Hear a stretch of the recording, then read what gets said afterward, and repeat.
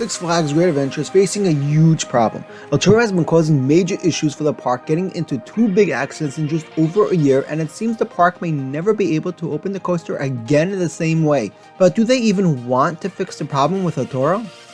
Does Six Flags even care that one of their best coasters may have to shut down for good? Is the new CEO deliberately cutting corners with staffing, leading to poor maintenance on the rides? After all, he seems to not care at all about rides at any of the parks. El Toro is the best coaster in operation at any Six Flags parks today, so could Six Flags really get away with removing El Toro? El Toro opened at Six Flags Great Adventure in 2006 as the #1 coaster in the world at the time. Built by Intimate Amusement Rides, El Toro, which means the bull in Spanish, was and still is the most insane wooden coaster in existence. It was an intimate, prefabricated wooden coaster, which I like to call the RMC before RMC. Traditional wooden coasters are all cut and built by hand, but this new Intimate model would have its wood cut and shaped precisely by special machinery similar to how steel coasters are made. This new way of building a wooden coaster would allow Intimate to do all sorts of crazy things with the coaster models. It would allow for them to build taller, faster, and much snappier rides, all while still providing a relatively smooth experience with the classic wooden coaster feel. Intamin was literally making RMCs but without the steel track, and if you look at El Toro's layout, or if you've ever taken a ride on it, you'd know that the crazy out of control experience the coaster gives is best comparable to RMCs. El Toro may be what gave RMC their original idea for their iBox track, as RMC was a company hired by Intamin to construct El Toro.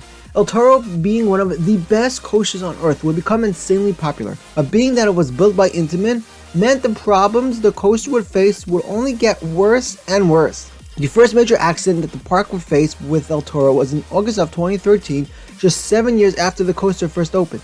The coaster suffered a malfunction with the lift motor and was sent to Intamin to be fixed.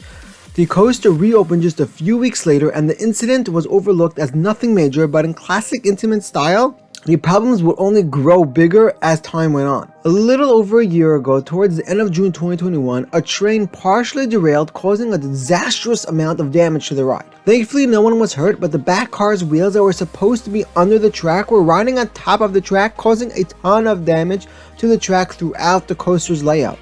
It was really a miracle no one got hurt, and the ride will remain closed for the rest of the 2021 season. After an investigation from Intamin, the park began repairing the coaster as soon as possible, retracking multiple parts of the coaster with hopes to get the ride back open for the 2022 season. After months of hard work and loads of testing from the park, the ride was approved by New Jersey state officials to reopen. A third incident would then happen on the ride on August 25, 2022, just over a year since the derailment accident. But this time there will be minor injuries. According to reports, 14 guests had minor injuries and 5 guests were taken to the hospital, all who thankfully seem to be okay now. The cause for the accident is unknown, but rumor is that it was caused by a pothole somewhere in the ride. According to some, the ride had been getting increasingly rough over the last few weeks, and considering the park just retracked a ton of the ride, this led many to think the issue was with the trains.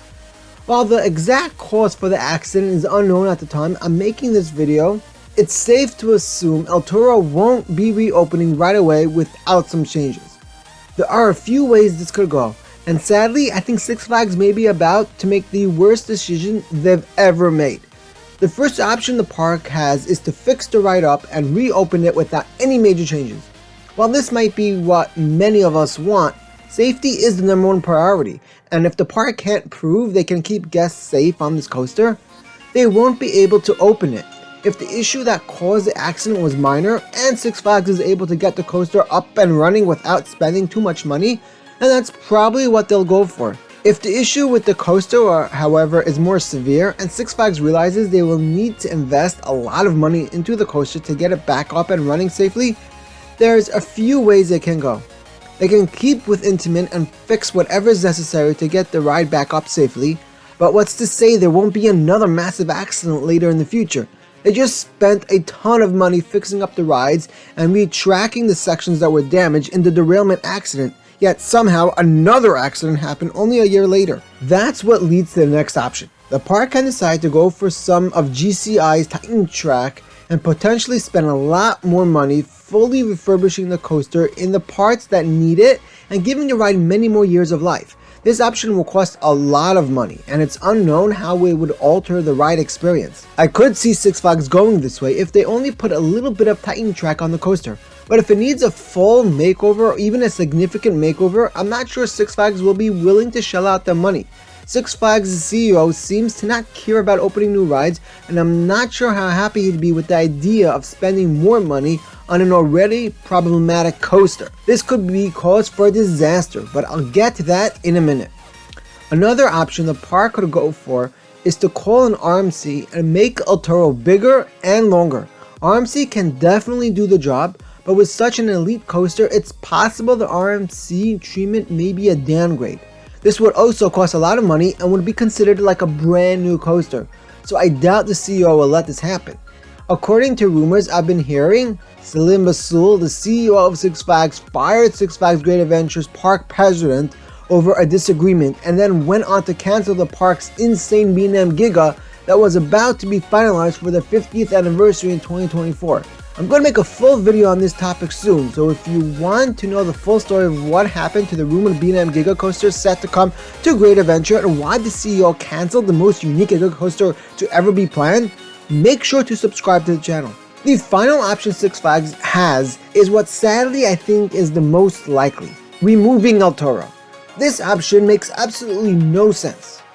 If you aren't adding new coasters to your parks and you're consistently raising prices for admission, then you better not be removing their best coasters at the same time. Sadly, Salim Basul doesn't seem to care about his core audience, and he may make the terrible decision to remove El Toro. This could literally destroy Six Flags Great Adventures attendance if it hasn't been destroyed already.